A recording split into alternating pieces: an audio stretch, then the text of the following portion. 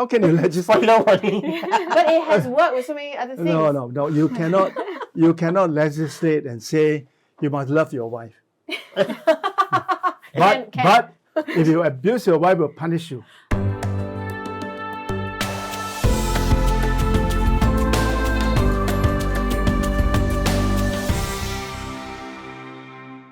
Hello and welcome to SG Now, where you get your local news fix every week right here. I'm Sharda. Really nice to be with you today. And in the studio, we have Dharmhik with us. Yo. What's up, Dharmhik? What's up? A lot has been happening this past week. The first thing on everybody's mind is...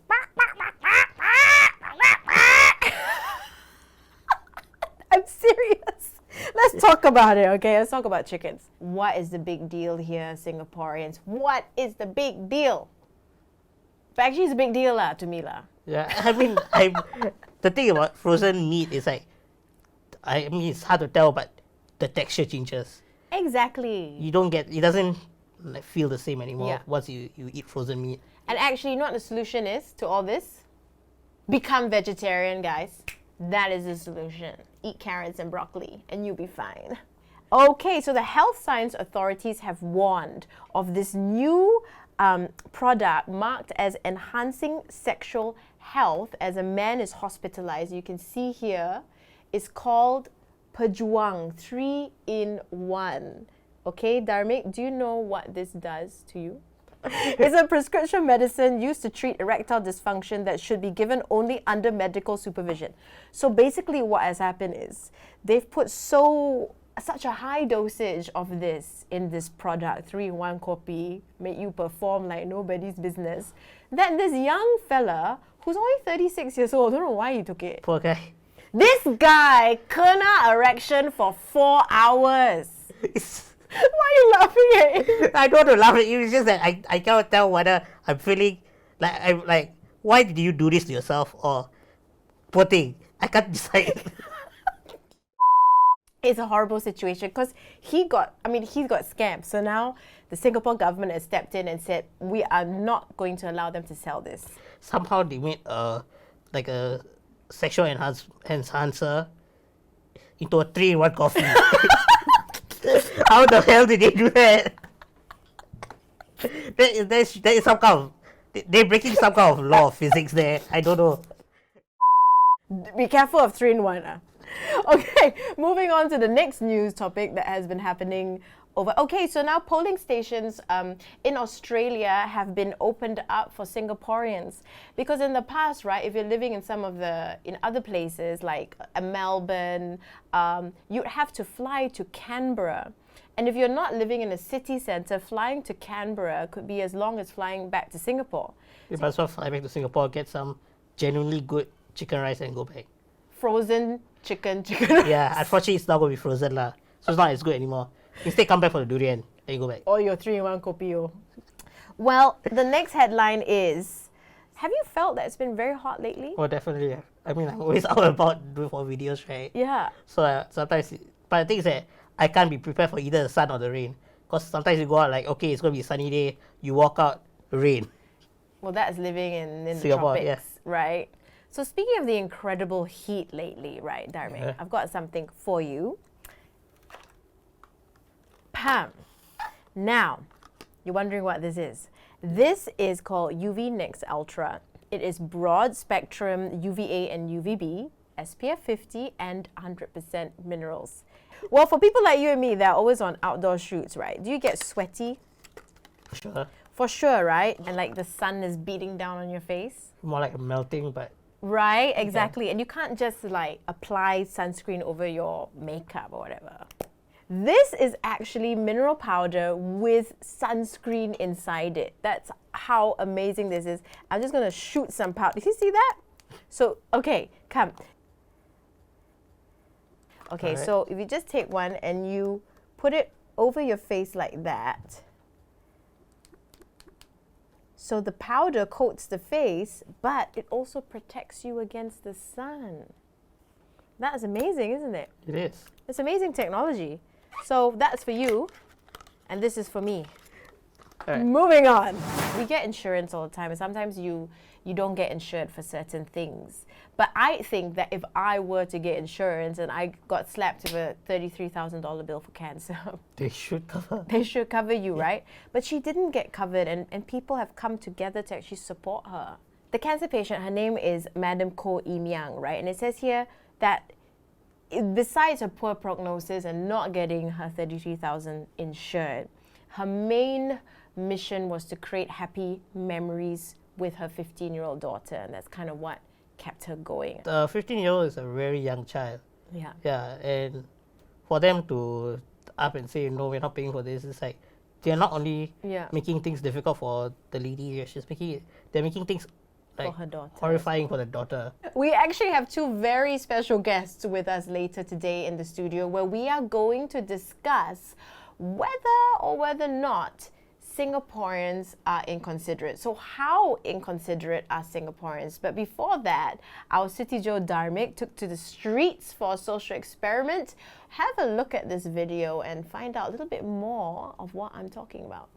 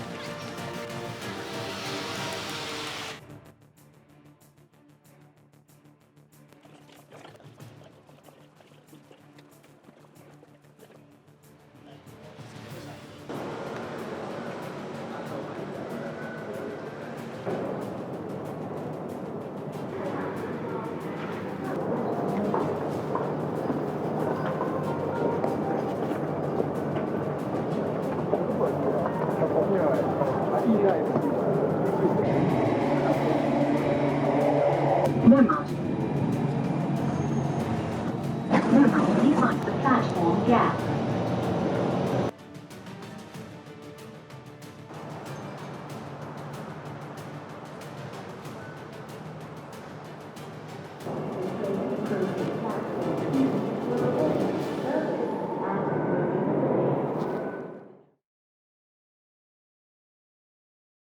I want to go exit B. Exit, huh? I bring you. Thank you. Can I hold on to your elbow? I'm going to exit B. Do you need any help? Want to go by escalator or Yes, please. You tap on my hand. Okay, now we're going up the escalator. Okay. Okay, you step. Oh, you wait here. 把它带上去先。You wait here. We're going on the escalator. Oh, so you two ah. Okay. Okay, I scan, you go out. Okay. Okay, you can go out. Then I pass you your card. Thank you so much. Where are you going? Maybe I can I'm guide going you. to exit B. Yeah. Okay, thank you so much. You know how to walk, right? Yeah, I find the Thank you so much for your help. Thank you. Yeah. A lot of people coming. Okay, thank you. Okay, well, before we continue on, right, suddenly we got two new guests here. It's like, apa jadi? Who are these people? Well, they are actually brilliant people we have in the studio with us today. I have with me Professor Tommy Koh, who's allowed me to call him Uncle Tommy, which I'm still negotiating. But of course, you know, Professor Tommy Koh, also known as Uncle Tommy, you need no introduction. You're one of Singapore's most distinguished diplomats. You have been a diplomat in so many places. Also, you have said something really quite profound to me, and also unconventional, that, you know, Singapore is a first world country with the the third world people. I Please think tell that us made more. me very unpopular. This was at an IPS conference when we were talking about Singapore. And in my concluding remark, I decided to be provocative and said, Singaporeans are third world people living in a first world country. Why did I say that? I think our economic progress has been so rapid that our social and moral progress had not caught up. So there's a gap, you know. So for example, in the way we treat people with disability, it is not first world, it is third world, you know. No first world people, and I look to Japan as my benchmark, no first world people will litter, which we do. No first world people will pollute their public toilets in the way we do. Our sense of civic mindedness is relatively low. Yeah. So in so many ways, you know, we are not yet at my Japanese benchmark. So I say we are a third world people living in a first world country, but I want to defend our Singaporean by saying that the trajectory is a good one. I think we are progressively becoming a more kind, more generous, and more caring people. Fantastic. Well, we also have a very beautiful guest in the studio. And so we have Miss Ketan Limey, co-founder of Kampong Kakis, right? And you were one of the first Singaporeans to get COVID. You started something called Kampong Kakis. Can you just tell us a bit more about this? Yeah, so Kampong Kakis was started actually when I was in the hospital. I thought of the idea. And that was because there were a lot of seniors in the community, a lot of VWOs were stopping their activities, and I thought, you know, how can we tap upon the strengths of the community and the neighbours to actually reach out to these stay-alone seniors and provide them with the help that they need to stay safe. So basically, we're like a neighbourhood buddy system. Yeah, so we match them with seniors so that they can keep a lookout. You know, it can be as simple as befriending, befriender, is it? or helping them out with errands. So you would really believe then that there are very much considerate Singaporeans in Singapore. All right, so the social experiment that we just come back from watching, right, Dharmik? Yep. I mean, how interesting. One of you pretended to be blind. Yes. And let's just talk a little bit about that. And you wanted help going up the staircase, right? Yes. So what are your thoughts about the experiment? I'll say that at least for the blind woman experiment, it was a greater success, I'll say, because a lot of Singaporeans were more willing to go out of their way to help. Some people even miss their trains in order to help, which is, you know, it's actually going out of your way. You know, you're technically wasting time on your own day to help someone else, which is admirable. Compared to like when I was there, until I actively asked for help, people would just look at me and walk away. So, But did they know you needed help? yeah, I was at It was obvious? I was sitting at the staircase, looking up and looking around, trying to look So it distressed. was obvious that you were Yeah, looking for help. Okay. but they would just look at me and walk by. So you were, you know, you were actively looking confused. Yes. And they were just kind of blurring you out of their existence. Some of them would just look at me with big eye contact. They walk by. It's quite awkward. But Let's just talk a little bit about your feelings around that. honestly, at this point, I'm indifferent to it because I've kind of made it my way of life that if I cannot access the place, I will just find an alternative to that instead of like being I need to go into that specific spot. I'm like, maybe where's the next closest place? Then I just go there instead. But why do you sound fatalistic? You shouldn't, you know. No, really. I mean, if you need help, you should ask for help. Don't be shy, ask for help. Because a lot of Singaporeans are shy, you know, in approaching you, not sure how you respond. You see. And also we unfortunately have a culture of being both up, you know, not interfering, not, you know. So you have to help us overcome that culture and ask for help. I think as Singaporeans, we're brought up with a lot of pride. And actually some people that need help also have dignity and pride, and they, you know, sometimes don't know how to ask for help or would not like to receive the help. And therefore, a lot of people that want to help are actually hesitant to reach out and ask the person whether they need help because they assume that, you know, if the person doesn't ask, then maybe he's okay. And that's what Kampong Kakis actually helps to break, because we identify the people that need help and we create a safe and inclusive platform for our volunteers to know who the people around them actually needs help and then, you know, let them go and help. But, you know, at one point in time, and I remember this because I was part of the kindness movement campaign. Okay, I was a little 10-year-old girl and I sang in the you know, the lion, right? Smile a little, smile Singapore. Smile a little more. Like we are teaching our people how to be polite, how to smile. So has our inconsiderateness, you think, grown over time despite all these types of campaigns? I would say that over time, we become less selfish and less inconsiderate. Two. Okay, but I want to say that I still somewhat agree with point number two, because when it comes to my own personal experience with this, is that sometimes I'll be sitting at the MRT for an hour because one of my friends is for some reason 2 hours late to a meeting, and it's not usually people. So I'm just sitting there, right? I'm minding my own business. Nobody disturbs me until like maybe this one old auntie will come up and say, "Boy, do you need help?" And then because I don't really need help, I just say it's okay. I'm waiting for a friend. But then and no one else bothered. And then another time, my friend actually was on his e-scooter and he was rushing somewhere, but he didn't see a bump on the road. He hit it and he scraped his face on the ground. And so he's on the ground like tearing up, and people just walk past. Only one person stopped to help him before I arrived there. Yeah. But I don't know whether I may agree. I would say that that's deplorable, but not the norm. And I think one of the biggest factors that people think will lead to kindness is actually parents leading by example. Yeah, and we're actually quite fortunate. Well, among our volunteer pool, a lot of them are actually parents who bring their children along to wonderful. visit the seniors. And I right. think that's how you inculcate that sense of civic mindedness, consideration. Kids nowadays, they have social media and they have their own group of friends, and sometimes they're not exposed to, people who might be more underprivileged compared to them. So I think parents need to take that first step and lead by example. Maybe stress has something to do with the moments when Singaporeans are unkind.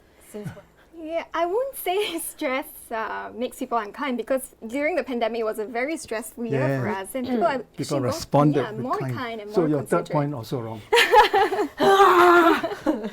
Throw out my script.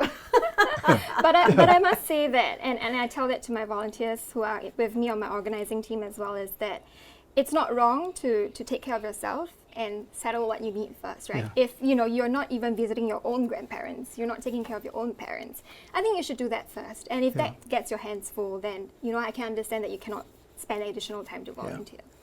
I would agree that yes, in many situations there are people who go above and beyond to help others, but there's also the opposite where there's a group of people who really can't be bothered with other people, True. which I guess I can't blame everyone for it, right? Maybe it's just the way they were taught to be, the way they grew up or something. But because it can't be helped when you see, for me again, I'll talk about personal experience again. It can be as simple as using the MRT lift, right?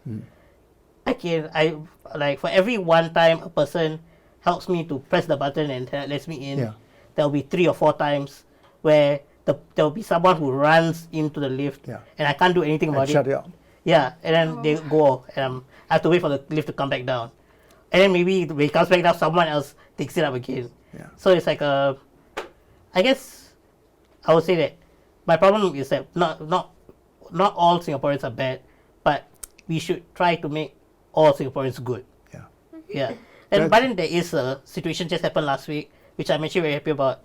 We did some filming in Bedok, and when going there, when I got off the MRT, there was this little boy, I think it's primary school. He was just walking along. Later, I went to the lift. He followed me. Then he held the door for me. We went down. Then he followed me to the other lift, helped me down that door. Then he followed me to another lift to help me up the street level.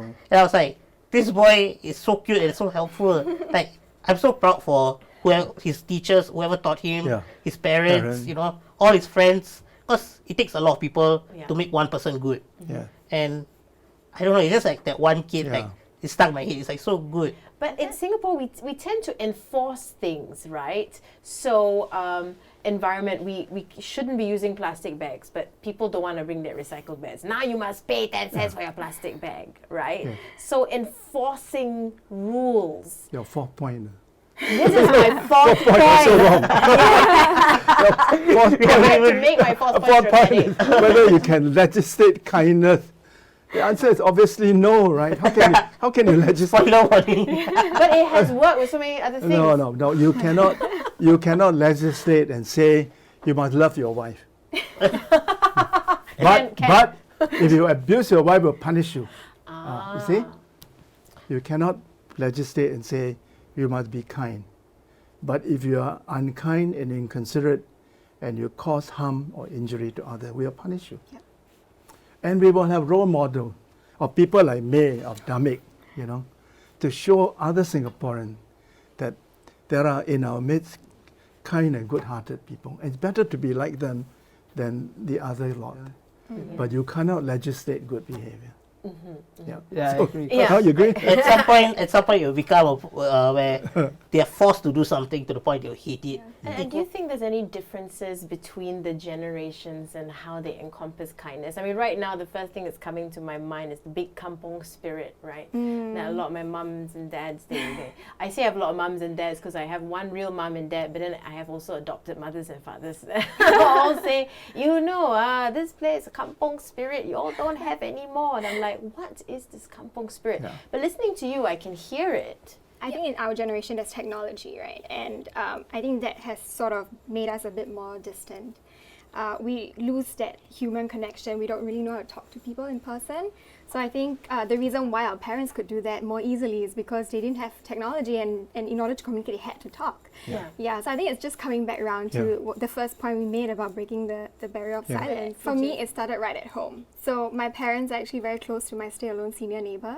And during COVID, they actually shared meals with my neighbor so that she doesn't have to go to the market. Oh, okay. You know, it's just very simple things like that. And, when my parents need to go on a holiday, my neighbors will water our plants for us. Oh, wow. It's all small things like that, saying hi every morning, Yeah. playing with each other's dogs. I think that Yeah. builds relationship, and I think kindness stems from understanding and compassion. So when you have that relationship, you have a better understanding and have more compassion Yeah. for the other person, and therefore you will be kind. Generational. And you can recreate the kampong spirit without a kampong in a way that May is doing, That's true. that all of us can do. Yes.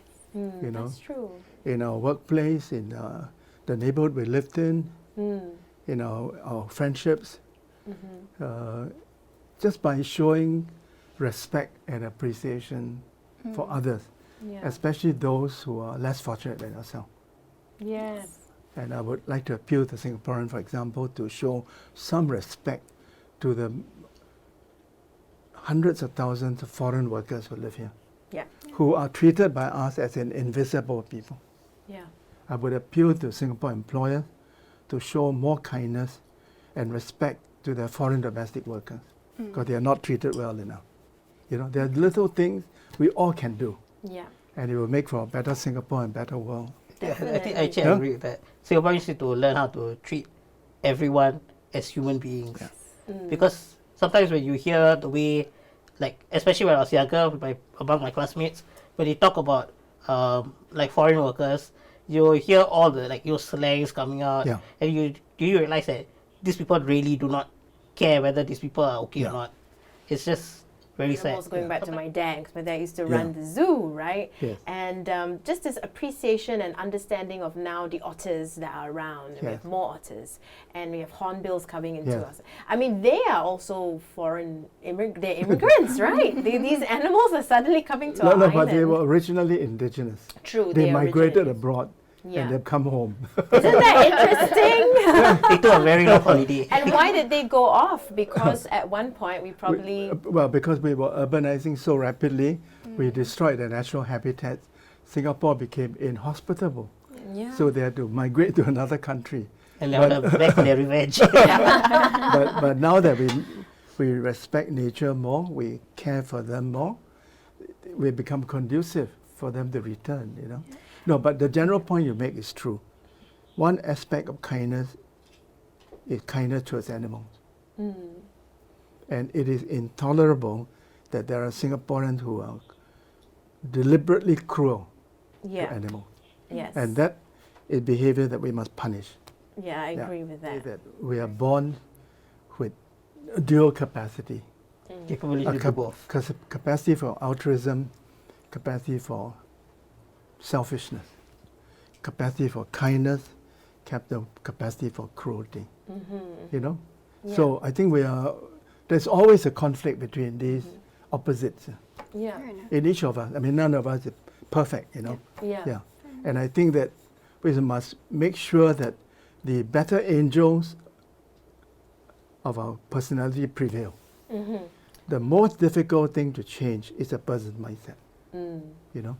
Yeah. So be patient, be comforted by the knowledge that we are moving in the right direction. Definitely. And we should tell the people of Singapore the next time you see Dharmhik in an MRT station or waiting to go up steps, please help him. Yes. Yes. Help him. Well, on that note, thank you so much, Dharmhik May and Professor Tommy Koh. Uncle Tommy. Uncle Tommy, I was waiting to say that. This has been a very, very inspiring conversation for me. Thank you, Shan. Thank you so much for watching SG Now. If you've enjoyed this conversation and this episode, please don't forget to like, share, subscribe, hit that bell for notifications, do whatever it takes. Also, we have an announcement to make. We have now turned our CityJos into NFTs, digital pieces of art. So go and buy yourself a Dharmhik right now. And we'll see you on our next episode. Bye-bye.